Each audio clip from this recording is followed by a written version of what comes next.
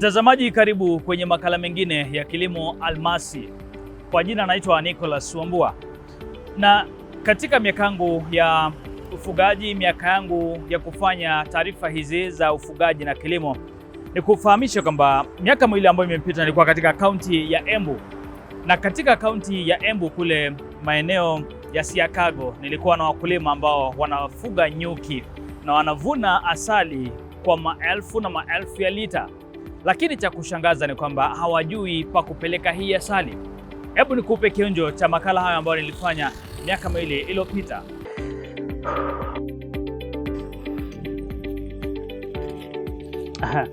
Katika masoko kuna mizinga ambayo ni ya kisasa, kuna box, lakini nimeamua kutumia ile mizinga ya kuchonga ile ya zamani sana. Kwa nini? Okay, hapa kwetu wale watu wanadili na hiyo mambo ya mizinga ya kisasa hatujawapata hapa, hatujawapata. Lakini hata ingawa tunaiona area zingine, tukikombea hiyo na hii yetu, tuna prefer hii yetu iko sawa, kwa sababu kama mimi ile mizinga niko nayo kama vile tulitoa asali kwa mzinga moja, naweza toa asali hata kilo 30 ama zaidi kwa mzinga moja, na naamini hiyo ya kisasa sidhani kama kuna mzinga unaweza toa kilo 30 kulingana na mimi. Kwa hivyo ndio maana tuna prefer hiyo, na iko na maisha, kwa sababu mzinga tuseme kwa mfano ukitengeneza saa ikiwa mpya inaenda more than 50 years. Ni shule ambayo inafanyika nyakati za usiku, na kama unavyoona kwamba haifanywi na mtu mmoja, inafanywa na watu kadhaa, lakini hata hivyo inaridhisha kuona kwamba hii ndio njia ambayo inatumika kuvuna asali katika maeneo haya ya Mbere. Hatujapata wale watu wa kutuelimisha mambo ya hiyo mafasi na nzinzi ya kujikinga. Sasa sisi tunatumia vile tu tulipata mababa zetu na babu zetu wakifanya, nasi pia tunafuata hiyo mtindo, na haitudhuru kwa sababu tunaamini nyuki ni rafiki wetu, kwa sababu wanatupea kitu mzuri ambayo ni asali. Kuumwa utaumwa, lakini kuna ile uzoefu. Kuna ile uzoefu, kwa sababu kuna wengine unaweza pata hata kilo moja hawezi toa kwa hiyo mzinga kwa sababu hana uzoefu, lakini sisi ama mimi na wase kama hao wengine wako hapa wako na hiyo uzoefu. Kwa siku moja naweza nikaharvest mizinga 10 ama zaidi one day. Kuna maswali kuhusu afya na ubora wa asali ambao nyinyi mnatoa. Wakati mnavuna hii asali, mnahakikisha vipi kwamba hii asali ni safi? Kwanza mmezingatia usafi. Pili ni asali ambayo mkipeleka madukani, wakati mkifanyia majaribio pengine itapatikana asali ambayo ni safi tena kwa matumizi ya binadamu. Kuna maji uliona nilibeba na kibuyu.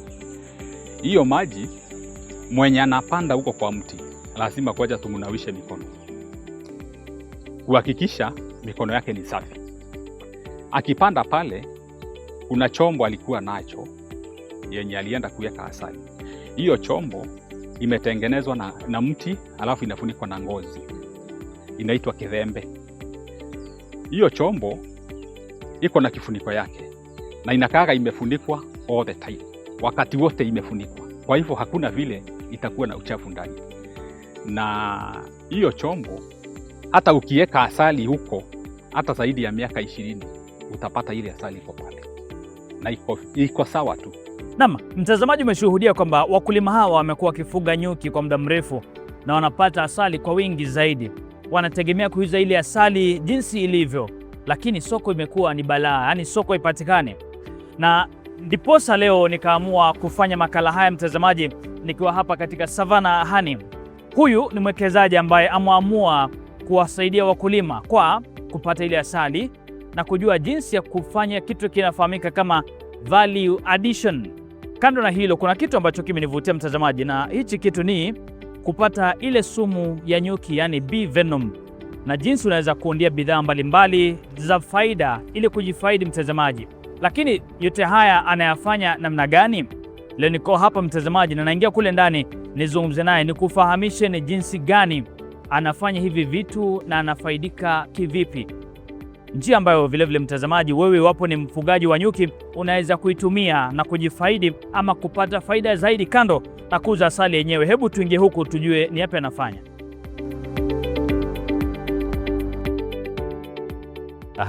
Basi mtazamaji, ndo naingia haya maeneo, na unapoingia katika chumba hiki hapa ni maeneo ya Utawala hapa jijini Nairobi, na kwanza unapata aina mbalimbali, aina za mizinga mbalimbali. Yani iwapo unataka kuanza ufugaji wa nyuki, ndo baadhi ya vitu kama hivi, yani mizinga ya kisasa. Wajua kule Embu na hawa wakulima ambao tumeona pale walikuwa wanatumia mbinu za zamani, yani mizinga ambayo ni ya zamani, lakini kwa sasa hii ni mizinga ya kisasa, mbinu za kisasa za ufugaji wa nyuki. Wajua katuni ilikuwa Embu libeba mizinga miwili, na bila shaka kwa sasa inafanya vizuri sana. Nimekuwa nikivuna asali, lakini mambo ndo kama haya mtazamaji. Mizinga aina tofauti kama unavyoona, na huu mkubwa zaidi, bei zake nadhani pia ni tofauti kabisa. Tutakuwa nafahamishwa kuhusiana na vitu mbalimbali. Hiki mtazamaji ni kifaa ambacho ni muhimu sana, na tutakuwa naelezwa muda si mrefu faida yake ni nini wakati kinawekwa ndani ya mzinga wa nyuki. Kinasaidia mkulima namna gani, au mambo kama tunayoshughulikia hapa siku leo kuhusiana na sumu ya nyuki kinatumika kufanya nini. Lakini mimi ni mgeni hapa, kuna mwenyeji, na mwenyeji anafahamika kama Bwana Mutua. Kujambo? Si jambo. Safi, asante sana. Yes. Nimefurahi sana kufika maeneo haya. Yes. Nimekuwa nikitamani sana kwa sababu wakulima wamekuwa wakiuliza maswali mengi. Yes. Wakulima wamekuwa wakikosa suluhu kwa muda mrefu sana. Wakulima ambao nilizungumza nao kutoka maeneo ya Embu kule wanavuna asali kwa wingi sana. Lakini soko hawana. Kwanza kabisa Bwana Mutua, tatizo linaweza kuwa ni nini? Tatizo linaweza kuwa kwamba hawajaweza kumarket. Na tena watu wengi huwa wananunua tu mizinga. Wenye wanauza mizinga hawafuatilii. Na tena wanunui ile asali na zile products. Sisi kama Savannah Honey, mtu kama amenunua mizinga yetu, tunamfuatilia, tunahakikisha amefaulu, na tena tunanunua ile asali. Kwa hivyo kwa mfano wale wako Embu na maeneo mengine mengi nchini, ya muhimu ni kujua kwamba Savannah Honey huwa tuna provide market. Huwa tunanunua zile bidhaa. Kwa hivyo wanapaswa kutuongelesha ndiposa zile bidhaa tununua kutoka kwao. Na kutoka kwa wakulima, yes. Utajuaje kwamba asali ni ya kiwango cha juu ama kiwango hitajika? Yes. Sisi sana sasa hii tunatumia ile mizinga ya kisasa. Ile Langstroth. Na ile mzinga ya Langstroth basi unavuna ukitumia machine honey extractor. Na ukitumia honey extractor basi ile asali iko quality iko very high. Hautaguza na vidole sababu umevalia B-suit. Na kama umevalia B-suit uko na gloves, na tena zile frames unaziweka hapa, alafu unazungusha ile asali unatoa. Tena ile asali pia wakati mwingine kama mkulima hatujamwamini sana, kuna ile kifaa inaitwa refractometer. Lazima tunaitumia. Tunaitumia kupima. Tunahakikisha ule mtu hajaongeza asali. Ama hajaongeza asali, hajaongeza maji ndani yake. Ndiyo. Vizuri. Hebu ningependa tuanze hapa. Kuna hii mizinga ambayo iko hapa. Yes. Bwana Mutua. Yes. Hebu tufafanulie na utuelezee mkulima iwapo anapata huu mzinga wa kisasa. Yes. Huu mzinga maintenance yake na jinsi ambavyo anafaa kuweka kwa shamba. Yes. Ni namna gani? Huu mzinga ukifika nyumbani anachukua hii box ya chini. Anaifunika. Alafu anaweka kwa mti. Anaichukua vile ilivyo, anaifunika na hii kifuniko, na anaweka juu ya mti, inashika nyuki. Unaanika vizuri. Na ishashika nyuki, basi unaipea mwezi mzima. Alafu sasa ndio unakuwa umetengeneza apiary, umetengeneza kanyumba kadogo sasa. Tunaileta kwa kale kanyumba, hivyo sasa unakuja unafunika na hii ya juu. Hii ya juu. So hii mzinga ni the same tu na hii. Ni ile tu, hii ni ile tunasema ni jointed. Na tuipaki rangi. Hivyo basi inakuwa more expensive. Hii ni more for research. Tunaiita observation hive, vile kuna hiyo glass. Hiyo glass unawezaona ndani vile nyuki wana perform. Na lakini ile sana haswa ina watu wanapenda sana ni hii. Kwa nini? Huwe hii ama yellow. Sana sana kwa mfano ile rangi ya yellow. Sababu gani? Sababu hii ndio standard Langstroth. Hii ndio ile standard na bei yake haiko juu sana kama ile jointed, lakini kuperform zina perform to the same. Yeah. Kwa mfano bei ni kama kusanga. Kwa mfano ile ambayo si jointed ni 4,800 na ile ambayo ni hii jointed ni shilingi 6,500. Yes, lakini production ni the same. Ni same. Yes. Ni vile hii kwa jingine inaonekana ikuwa rembo zaidi. Yeah. Ile ambayo hajapakwa rangi. Ile hajapakwa rangi imefanywa kupakwa clear. Na kwa mfano mkulima akiwa na mzinga kama huu, hawa wakulima ambao umeona kule Embu, mzinga huu wa zamani, moja unatoka kilo kama 30 hivi. Yes. Huu mzinga unatoka kilo kama unapaswa kupatia kilo 10. Lakini uzuri wa hii umeona iko na hii tunaita queen excluder. Inaweza kuwa hiyo plastic, inaweza kuwa ni wire mesh, inaweza kuwa ni steel. Lakini uzuri ni kwamba queen asipande juu wakati unavuna, wakati huu mzinga huko asipande juu, kumaanisha wakati unavuna hautaharibu, utakuja tu kuvuna juu, kumaanisha utamuua queen. Hebu na hii queen anakuwa wapi? Queen nyuki washaingilia hapa, queen anakaa ndani na manyuki anakaa ndani, kumaanisha kwamba hapa chini uvuni ndiposa usimuue queen. Na hivyo basi hata yule asaliko chini uzifune, kuwe ni chakula yao. Ona hiyo point. Na ile mzinga yao ya kienyeji, wakati wanavuna lazima wataharibu combs, sababu wanafinya na mikono ndio watoa asali. Then ya pili ya muhimu kwamba ni lazima watamuua queen. Chances ziko 99%. Wakimuua queen lazima nyuki waame. Watahama. Wakishahama wale nyuki lazima ungojee the next swarming season ambayo itachukua tuseme, ndio unaona wakulima sana wanavuna mara moja kwa mwaka. Lakini sasa uzuri wa hii ni kwamba ushaweka ile queen excluder, basi queen hatapanda juu. Na kama hatapanda juu inamaanisha na ukikuja kuvuna utavuna chini, maanisha utamuua. Hivyo basi nyuki hawatahama. Na ukikuja kuvuna juu unachukua hizi frame. Aka frame ndio unachukua. Na ukishakachukua unakaeka sasa vile kalivyo sasa, unachukua tu vizuri kako na comb na asali yake. Na hiyo time uko na gloves, uko na bisuit, unaweka kwa honey extractor. Machine hii hapa. Kwa hiyo machine. Kwa hivyo ukishaweka kwa ile machine unafanya kuzungusha. Ile machine unafanya kuzungusha. Auta kata zile combs. Hautakata. Tofauti na ule wa zamani lazima ukate. Na alafu unajua ukishakata lazima ufinye. Ukishafinya uwezi rudisha ndani. Naam. Alright? Na ukinajua ukisharudisha kama uwezi rudisha ndani, maanisha nyuki lazima wakuje wakutengeneze tena. Lakini sasa hapa unafanya tu kuzungusha. Ukishazungusha ile asali inatoka. Basi unabakia na frame yako na comb yake unarudisha. Kwa hivyo na comb bado unarudisha ndani. Lakini wakati huo sasa haina asali. Na wale nyuki wadogo ambao walikuwa wanaendelea kukua hawajakufa, bado wako. Nyuki wote, hakuna nyuki amekufa. Queen hajakufa. Chakula yao bado kwa ile box iko. Kwa mfano kama ni hapa sasa, ile chakula, ile asali ya box ya chini hujagusa. Meaning chakula bado iko. Queen yuko hai. Na watapanda juu wanapata nao asali haiko, lakini kombu ziko.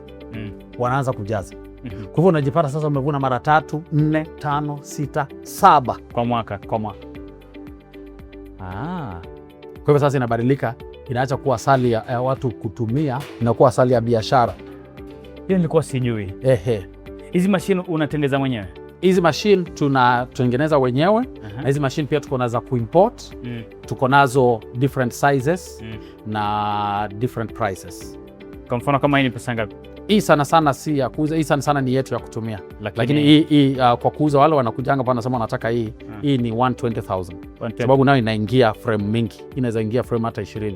Lakini zile za kawaida tunauzia wakulima. Kuna hata ndogo mpaka shilingi 24,000.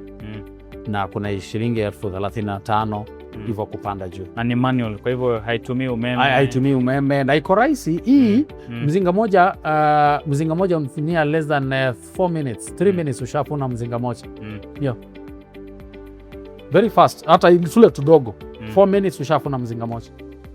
Kabisa umevuna na umeenda kwa mzinga ingine. Vizuri. Mtazamaji, nadhani kwamba kama unavyoona faida ya vitu, yani katika muda wa dakika 4 kwa kuzungusha tu unakuwa tayari una asali yako, na hii inarahisishwa na mizinga hii ya kisasa, mizinga ambayo Bwana Mutua ameweka katika maeneo mengi tu. Mutua, kaunti ngapi umewekeza mizinga yako? Sisi tuko kwa inchi 7. Nchi 7. Sio kaunti? Si kaunti. Nchi 7. Tuko kila kaunti na nchi zingine 6. Kenya, Uganda, Tanzania? Tuko Tanzania, Kenya, Uganda, Rwanda, Malawi, Zambia, Angola na Somalia. Sitauliza kwani mko Tanzania.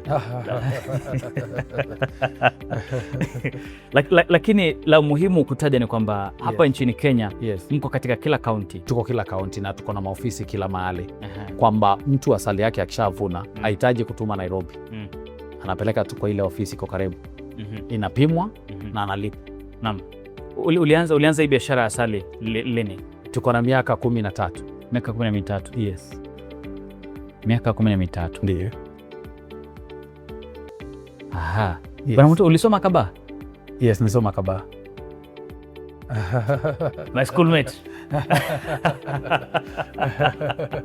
Aha.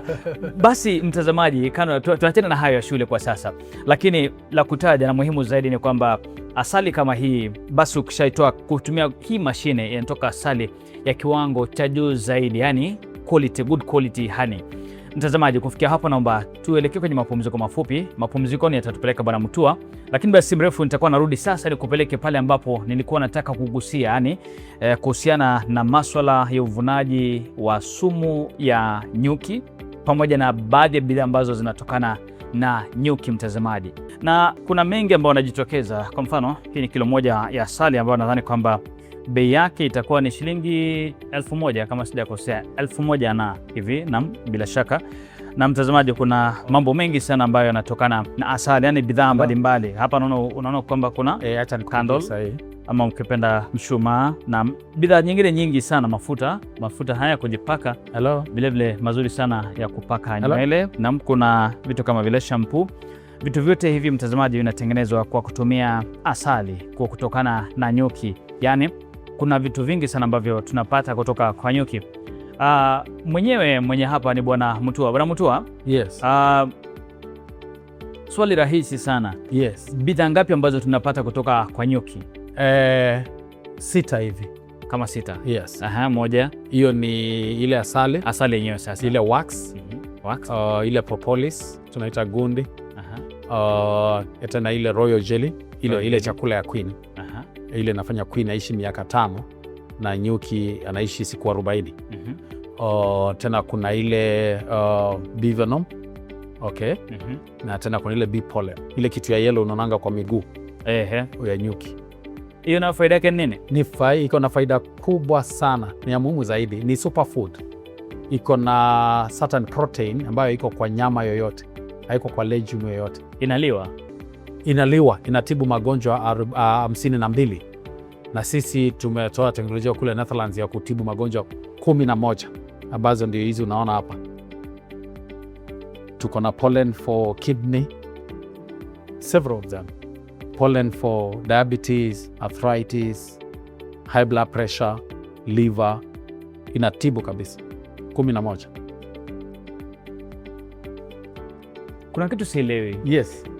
Ni sawa. Bwana Mutua, tuache hivi vitu 6. Tuangazie vitatu peke yake. Yes. Kitu cha kwanza ni propolis. Yes. Ambayo ni gani hapa? Na propolis ndio imetengeneza, ndio hii hapa. Hii ni propolis.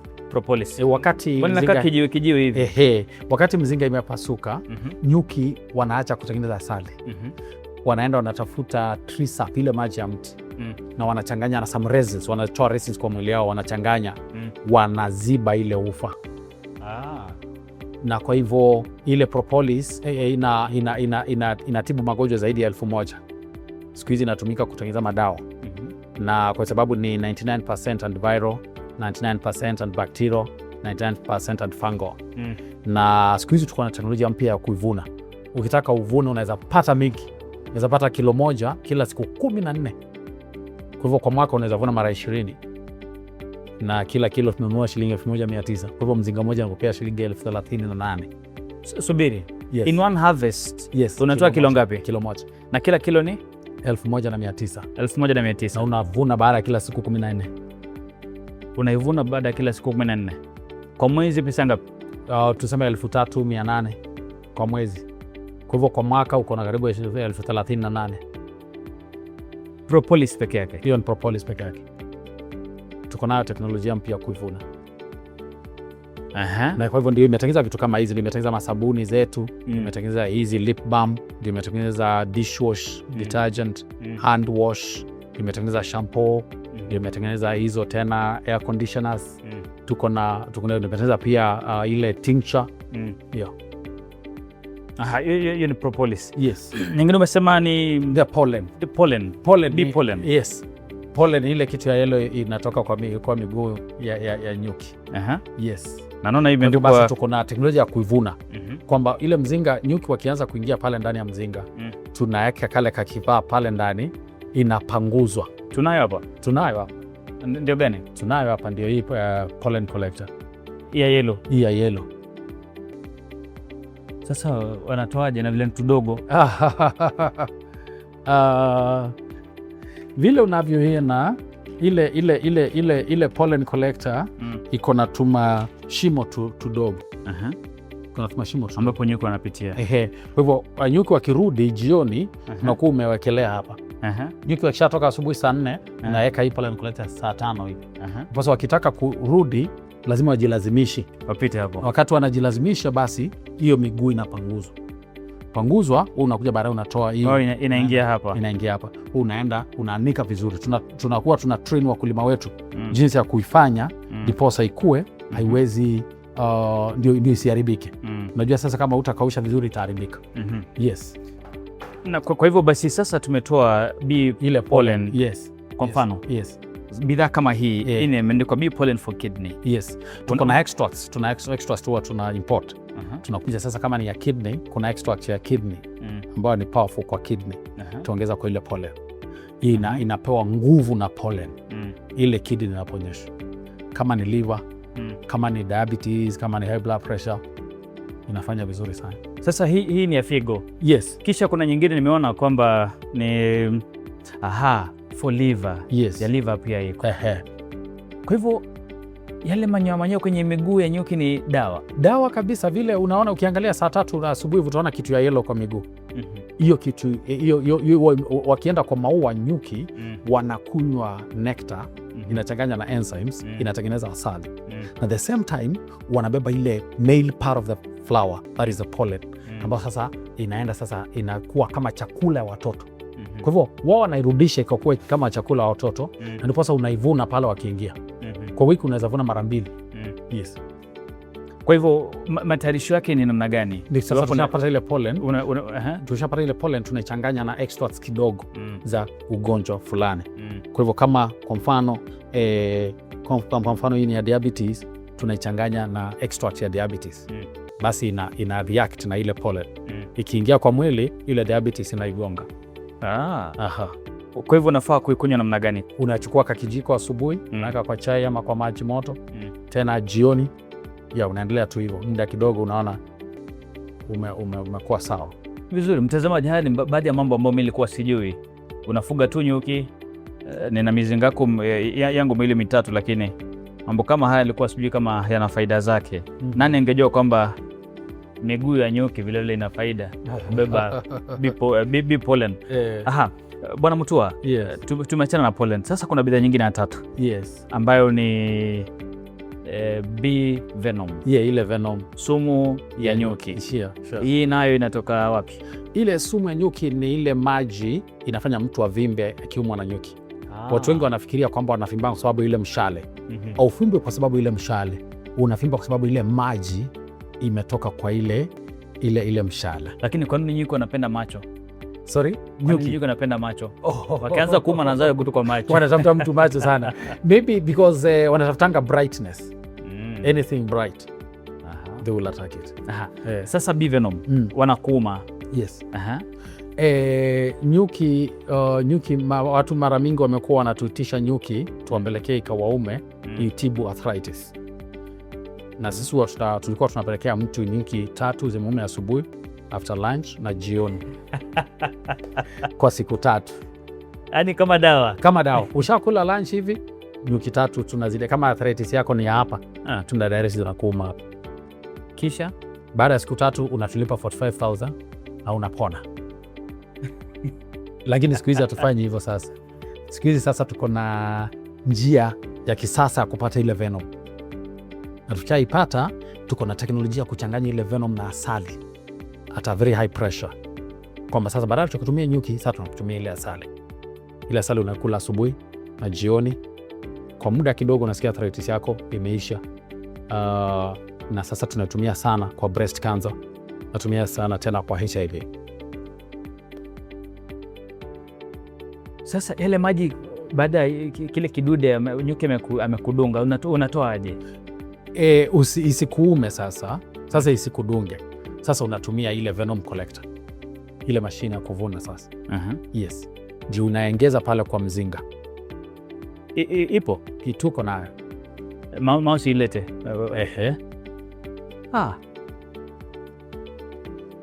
Maajabu. Ile venom collector, ile mashine yake tukisha switch on, iko na ibe tukisha switch on. Ndio hii sasa. Tukisha switch on, tunaongeza pale kwa mzinga. Kando ya mzinga. Tukiweka kwa kando ya mzinga, basi hizi wire zinatengeneza ka current ambako kata affect ile nyuki moja ama mbili ziko pale nje ya mzinga. Na kisha affect, basi wale nyuki wanasikia wako uncomfortable. So wanakuja wanauma. Wakishauma wale wawili ama watatu, wale wengine wote wanajua kwa under attack. Kwa hivyo wote wanakuja sasa wanauma. Kwa hizi nyaya. Kwa hivyo unawapatia something like 1 hour. After 1 hour, unakuja unatoa ile kioo. Ukishatoa ile glass, basi unaipanguza. Wanakuwa wameachia hapa. Sasa inakuwa imekauka, unaipanguza, inakuwa powder. Inatoka kama powder. Inatokea kama powder. Yes. Kisha unabeba nao for processing. Sasa hiyo unaibeba, unakuwa na chupa kama hizi dawa za watoto. Alafu sasa unaenda hizo dawa inapaswa kuwa kwa hiyo chupa ya black. Na sasa unaenda unaifunga vizuri sababu ipendi light. Alafu sasa tunakuwa tumetrain mtu jinsi ya kupreserve. Kando na kutibu arthritis. Yes. Faida zingine zinakuwa ni kama zipi? Ile venom iko na kitu inaitwa melittin, ambayo mtazamaji anaweza angalia kwa Google. Melittin huwa haikai pamoja na HIV, huwa inadunga mashimo. Siku hizi umesikia hiyo neno ya undetectable kwa HIV. Mtu hapo HIV positive, lakini kuna kitu amefanya viral load imeenda chini, akipomwa ionekane. Sababu kuna kitu amefanya, either HRV ama whatever, amefanya vizuri. Now, ile sure most way in the world ya mtu kuwa undetectable in the world ni bee venom honey. Na hivyo basi watu wamekuwa na import bee venom honey for HIV. 500 grams it's around 16,000. We are the only company in Africa making bee venom honey. Na 500 grams tunauza 4,800. Na what is happening, mtu atakunywa only 4 to 6 months, viral load yake inaenda chini. Na ni scientifically proven, kitu mtu anaweza jisomea kwa Google. The same time, an American university in the year 2014 August discovered that bee venom treat breast cancer 100%. 100%. Na so watu wengi tumekuwa tunawauzia ile venom honey na wengi wamepona, wengi sana. Na zaidi ya hiyo, most of our buyers who tuna export venom kwao wanatengeneza cosmetic products. Na kwa hivyo, kwa mfano, we are the only company in Africa making bee venom cream. This is the most expensive cream in the world. Cream? Yes. Mafuta kujipaka. Ile mafuta ukiimport ni 23,000. 23,000. Yeah. Sisi tunatengeneza locally na tunauza 4,500. We are the only company in Africa making this. Na tuko na ndogo ambao ukiimport ni 13,000, sisi tunauza 2,500. Na hii ni intensive anti-aging cream. Wanawake wanaipaka hii mafuta wiki 4, anakuwa under 18. That's why it's one of our fastest moving products. Lakini unajua hapo bana mtu hapo ni balaa. Akijipaka kigeuka under 18 unajua anachukuliwa serikali. Ni nyinyi pekee ndio mnaunda hii hapa Kenya? Afrika mzima. Afrika mzima. na tena tuna products 11 za ile Venom cream tunatumia sasa kuingia ile Venom. Ndio tulikuwa tumekuja kulaunch the Bee Venom Marketplace mwezi uliopita, mwezi wa pili tarehe 18. Sasa nimekuuliza Bwana Mutua, jamaa kama ana virusi vya HIV, aende kwenye ule mzinga pale, achukoze nyuki na simame pale uchi.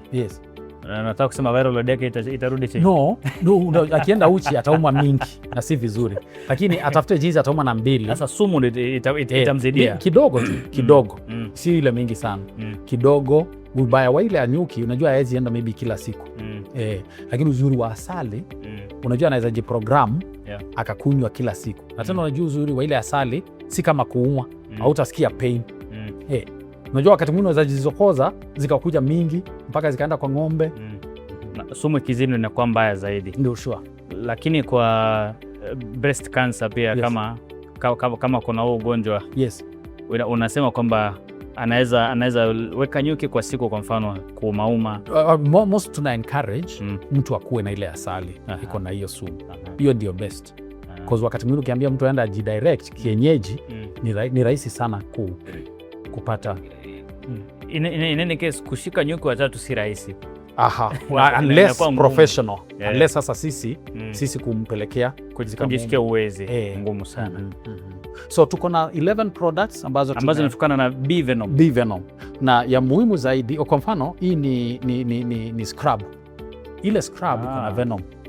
Naona hivi Bee Venom ndio ile product iko na highest quantity ya peptides. Na peptides ni ile protein ambayo inatumika ku renew skin. Na kwa hivyo mtu akijiscrub na ile scrub iko na Venom, basi ile Venom ile peptide inaingia kwa mwili. Ina renew ile skin. Na kwa mfano wale wanawake wanapenda styling gel. Unajua anajistyle ya hii Venom, akijistyle bado ile Venom iko na ability ya kumeza nywele. Kwa hivyo ataendelea kujistyle na ile bado ile Venom inasaidia ile nywele kumea. Because we have this product ambayo ni tunaita Bee Venom Hair Growth Oil. Hii inatibu para. Ndio nilikuwa nayo. Nilikuwa na kipara hii kichwa. Nikajipaka hii mafuta. Naiona. Naona nywele yangu imemea. Unapaka hii inaanza kumea tena. Si unaona? Hujafanya ile implant? Naona sasa. Watu wengi wamekuja hapa wana nywele hata moja. Hana nywele hata moja. Anajipaka hii. Kuna one of my colleagues nywele zake nimeona zimeanza kupotea. Basi apate. Nitamtafutia. Wale ambao wanataka mandevu kama rafiki yangu, ama wale watu unaona wajaipata ndevu tangu azaliwe.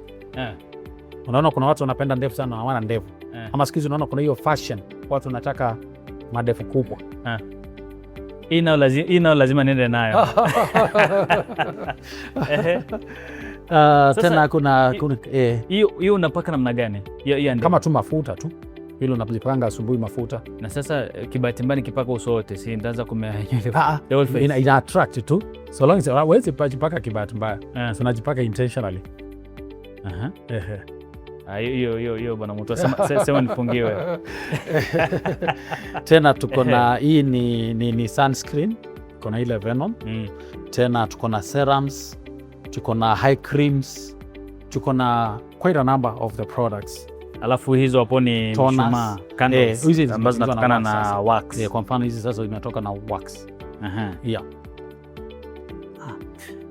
Mtazamaji unajua kwamba kuna mafunzo ambayo mimi hapa kama mtu atajitokeza sema basi nafanya mauzo ni sawa tu. Lakini muhimu zaidi nadhani kwamba kuna vitu vingi binafsi siku hizo nyingi ambazo nimekuwa nazo nikifanya masuala ya kilimo almasi na mambo mengine ya kilimo, siku nyingi tu mambo sijajua. Lakini leo najivunia kwamba sasa nina ufahamu mkubwa kuhusiana na masuala ya nyuki. Huyu mdudu mdogo sana lakini faida zake ni kubwa sana. Sure. Na nadhani kwamba mtu ambaye yuko katika hali ya kawaida asikose mzinga hata mmoja pale nyumbani. Sure. Na tena itamsaidia kwa pollination. Pollination pia inasaidia zaidi kabisa. Naam. Na hichi ni kichungi ambacho baada ya asali kutoka pale sasa unayekelea, ukiweka kwa ndoo yako unayekelea pale. Inatoka ile safi kabisa pale. Kwa very haina uchafu wowote. Ndio. Naam. Vitu ni vingi yani. Vitu ni vingi mtazamaji. Tena ile propolis collector. Ukitaka upate propolis ile ngundi tulisema. badala ungoje mzinga yako ipasuke, basi unainua ile kifuniko,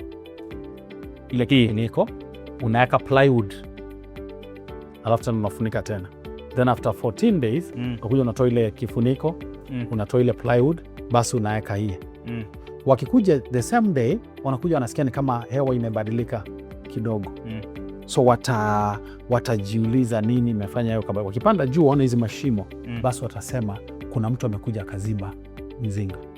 Na hivyo basi wataziba. Sasa wataacha kutengeneza asali, wazibe hii. Na wataziba horizontally kwa sababu watasema kila moja ni crack. So wataziba kila kamoja. So after 14 days utakuja upate layer 1 inch. Layer 1 inch kila kamoja upanguze, utapata 1 kg. Kilo mzima? Yes. Na kilo moja ni shilingi 1,900 in 14 days. Yeah. Na ukipata hizo unauza wapi? Sasa Savannah Honey tunakupea contract ya miaka 5.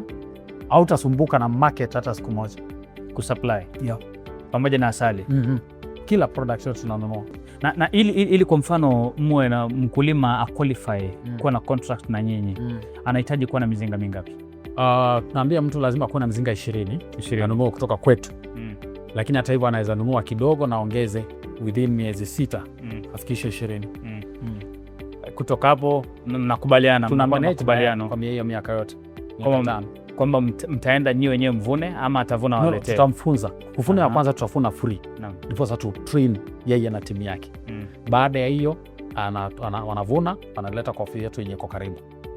Kuvuna hizi vitu ni rahisi kabisa, ndio watu hawajui. Kwa mfano kama hawa jamaa ambao wako Embu, rafiki yangu anaitwa fahamika kama Njeru. Wanavuna asali, lakini hii ni ile pale ile mizinga ya chakani, ile kienyeji. Unasema kwamba bado tutaweza wapea contract, tunaweza ongea na wao ingoaje nao ile asali ni ile ya kuguza na mikono. Asali yetu uguze na mikono mahali popote. Nimeona. Sasa ile lazima tuongea na wao, bei yao itakuwa chini kidogo, lakini tuangalia. Kweli. Nitamwelekeza Njagi. Tueleze mwisho kabisa pengine kuhusiana na hili vazi. Yes. Vazi hili linatumika katika kuvuna hii ni ile bee suit ambayo sasa iko na hii ni ya cotton. Nyuki haiwezi penetrate. Na tena uzuri ni kwamba ukiwa ndani unaona vizuri na nyuki pia haiwezi kukuuma. Na uzuri hii yetu iko na flap imewekwa kwamba hata kama hapa ndio zip ziko, hakuna mahali nyuki inaweza ingilia sababu ya ile flap. Yes. Na hii ni ya cotton, ile inakaa zaidi ya miaka 10 ama zaidi ya miaka 20. Hakuna kitu kitacholeka. Tena kwa hiyo wakati uko na gloves, uko na boot zako. In the next let's say 5 years. Yes. So najua umekuwa kwenye biashara kwa miaka nyingi. Yes. Hizo mataifa ambayo umesema kwamba mko ni mataifa mengi. Lakini ukijaribu kuangalia miaka 5 ijayo, Kenya, nchini Kenya, na hasa kuhusiana na ufugaji wa nyuki. Umetembea maeneo kadhaa, unaona tutakuwa katika sehemu gani? Watu wameanza kuinuka. Kenya ina import 80% ile asali tunatumia. Lakini miaka 5 ijayo Kenya itakuwa import itakuwa imepungua kidogo. Na kwa hivyo ya muhimu ni kwamba kila mtu kujua kwamba ile biashara ya beekeeping haihitaji wakati wako, inahitaji input. Ni kutunza tu kuhakikisha black ants, wale wadudu wa black hawaingii. Hivyo tu. Na hiyo mzinga ukiwa nayo, kwa mfano hii mzinga yetu imetengenezwa na pine. Ukiwa na ile mzinga uko sure kwa miaka 50 ijayo utakuwa bado unavuna kutoka kwa ile mzinga. Kwa hivyo ya muhimu ni watu kujua kwamba akiwa na nafasi kadogo tu kama hii room yetu hii inaweza ingia mizinga 170 hii room. Anaweza pata pesa mingi na haitamsumbua ile project. Kwa hivyo tunaona miaka 5 ijayo kwa sababu ile uamsho ambayo imeanza kuwa ile sensitization, watu watakuwa mapato yao imeongezeka, na especially na vile tumepata market ya Livenom ambayo kilo moja tunaona shilingi milioni 4. Watu wengi wakitaka wanaweza kuwa mamilionea. Currently tuko na hiyo drive ya kufanya watu wakuwa mamilionea pita kwa beekeeping. Na tunataka in the next 6 months actually it's meant to be by September 15 tunapaswa kuwa na watu at least 100 kila county. Tunataka county 40, tunataka watu 4,000 ambao wameingia kwa sheet ya kuwa milionea wa Livenom. Na kwa mfano wafugaji ambao mna contracts na wao, kilo ya asali mnanunua pesa ngapi? Sasa tunanunua kilo moja shilingi 500. 500. Sababu lazima tuuzie ma distributor ambao tena watauzia ma retailer ambao wataenda kuuzia consumer. Naam. Yes. It's a chain. It's a chain. Aha. Na Yes.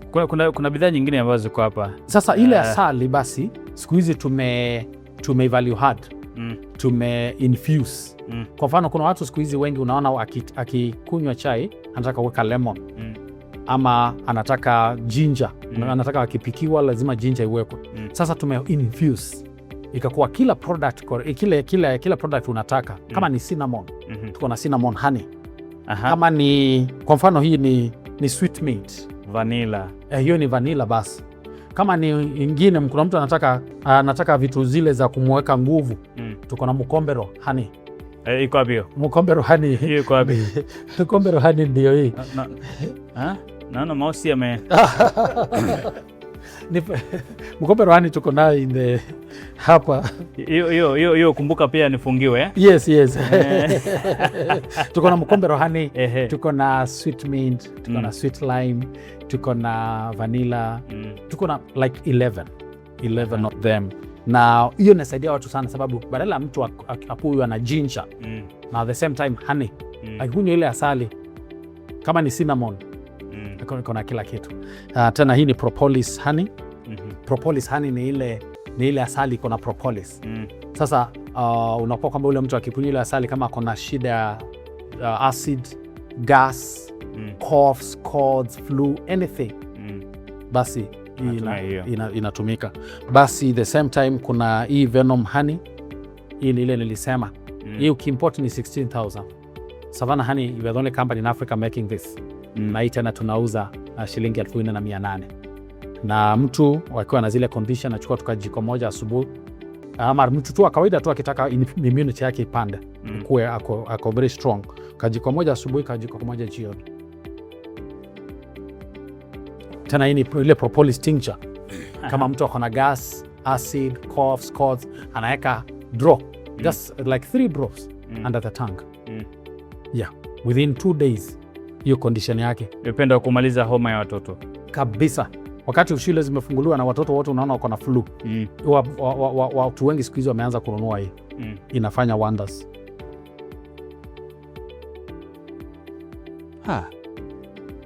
Mtazamaji huyu bwana ni ajabu kwamba leo tumekutana kwa sababu tumekuwa kwenye majukwaa mengine kwa pamoja lakini bila kufahamiana moja kwa moja. Na wakati nimetembea kwake mimi sikuwa najua kama ni yeye nakuja kukutana naye, lakini cha muhimu zaidi mtazamaji ni bidhaa ambazo anaunda hapa kwa kutumia mdudu mdogo sana afahamikaye kama nyuki. Yaani mtazamaji, ukijaribu kufikiria kwamba unaona nyuki kila siku kwenye shamba lako, na ujue kwamba hivi vitu vyote viko kwenye shamba lako. Kwa sababu una nyuki, unachohitaji kufanya ni kwamba watengezee tu nyumba wakae, watunze vizuri, kisha nao watakutunza kwa kupatia bidhaa hizi zote, hazitatoka mbali. Bwana Mutua, ni kwamba umesomea hivi vitu ama? Mimi ni urban planner. Nimefanya na serikali kwa Ministry of Lands kama district fiscal planner. Na baadaye nikakuja kujua mambo ya pollen. Mtu alikuwa anataka nimuuzie pollen kilo moja 32. Kilo moja. Na hivyo basi ndio nikajua pollen na nikanunua mizinga nikamwekea. Mara ya kwanza akanipa shilingi milioni 2 na 2.3. Baadaye akanilipa 7.8. Akasema mbona hapa kuna biashara. Na ndiposa nikaacha kazi ya serikali. Na ndiposa basi akakuwa amesema lazima sasa tukue na paid contract ambao watu wakuwa wengi na kama hatutafikisha ile kiwango tumlipe. Kwa hivyo kabidi sasa tukue na shirika ambao lazima iende kwa wakulima ndio tuimize wakulima watengeze ile pollen na ndio tuweze kuuza. Hivyo basi ndio ni Savannah Honey ikaanzishwa. Na knowledge hivi vitu ni kwamba umesomea. Basi tukatravel, ikabidi tukatravel sana tukaweza kusoma hizi maneno. Asante. Mtazamaji, bado ni mambo ya kilimo. Hicho yote ni kilimo na hizi ni faida za kilimo. Siku zote nasema kwamba kilimo ndio uti wa mgongo wa taifa. Na ni kwamba bidhaa hizi ukijaribu kumsikiza Bwana Mutua ni kwamba zikitoka nje unapata kwamba bei yake ni ya juu zaidi. Lakini tukitengeneza hapa nchini Kenya inakuwa ni rahisi. Kwa mfano, Bee Venom Honey. Hii ni nusu kilo. 500 grams, yes. Nusu kilo. Ukinunua kutoka nje ni pesa ngapi? Hii ni 16,400. 16,000. Lakini hapa tunauzanga 4,800. 4,800 peke yake. Lakini faida zake ni kubwa zaidi. Kijiko kimoja kila asubuhi na jioni inakusaidia na nini? Inakusaidia kwa mambo ya HIV, na kusaidia kwa mambo ya arthritis, mambo ya breast cancer, na kubuild immunity generally. Naam. Yes. Generally to anybody anaweza tumia kubuild immunity. Yeah. Kuna dawa ameletewa juzi ya virusi ile ya kuprevent. Kama utaki basi hiyo asali nadhani kwamba itakusaidia sana. Mtazamaji, hivyo ndivyo hali ilivyo. Mambo ni mengi na nadhani kwamba wakati ukiimba one term, two term, unajua kwamba hapa kuna more than 10 terms kwamba yani hivi vitu vinaweza kukusaidia. Hiyo ni couple tea. Couple tea. Faida yake nini? Na hii ndio ile kitu ya muhimu zaidi. Kwanza ile inaenda sana kabisa kwa hii ofisi yetu. Couple tea. Yes. Wananunua sana. Hii haisimami hapa. Kwa sababu naona kuna shule nyingi sana Utawala. Hii haisimami hapa. Naona Maosi na Mesha wamesema nini. Mtazamaji, faida za kilimo na ufugaji wa nyuki. Nasema shukrani sana, shukrani za dhati, kwa sababu binafsi leo nimetoka nyumbani kama sina chochote kwenye akili zangu. Ni mimi tu na maumbile yangu, lakini mwisho wa siku natoka hapa na elimu iliyojaa kwenye kichwa changu, yani vitu vingi sana. Na kwa sasa wajua kwamba nilikuwa nimekueleza kwamba nina mizinga miwili peke yake ambayo nimeweka. Imekuwa kinipa asali ndio mara moja hivi kama kwa mwaka, lakini mambo kwamba I've been doing the wrong thing. Nimekuwa nikifanya wrongly, lakini kwa sasa narudi kule kwetu Masakuu, na nikirudi wakati huu naenda kujipanga na nitarudi baadaye kwa Mutua ili tuweze kuandikiana mkataba, na mimi nitakuwa nimejipanga vizuri, nihakikishe kwamba na mimi nimejitosa kwenye hii biashara. Mimi nakaa Nairobi tu, nikirudi baadaye nyumbani kama miezi miwili hivi narudi na hela zangu, waelewa Kwa hivyo ni faida za nyuki, yani mnyama mdogo sana, mdudu mdogo sana, lakini faida zake ni kubwa sana. Huu ni mfano, mtazamaji. Kuna maeneo mengine katika kaunti zote 47 ambazo wamewekeza kama hivi. Bidhaa hizi zote zipo katika maeneo hayo, na ni muhimu kutaja kwamba kilimo kina faida. Kilimo kina faida. Hili nasema kila siku kwamba kilimo kina faida, na ukitaka kujifunza mengi zaidi umekaribishwa kwake Bwana Mutua. Ulikuwa unajua na kujielimisha kuhusiana ni jinsi gani unaweza kutumia huyu mdudu mdogo nyuki, yani kujifaidisha na kujipa faida kutokana na kilimo. Niruhusu nifungie hapo mtazamaji. Mimi kwa jina naitwa Nicholas Wambua.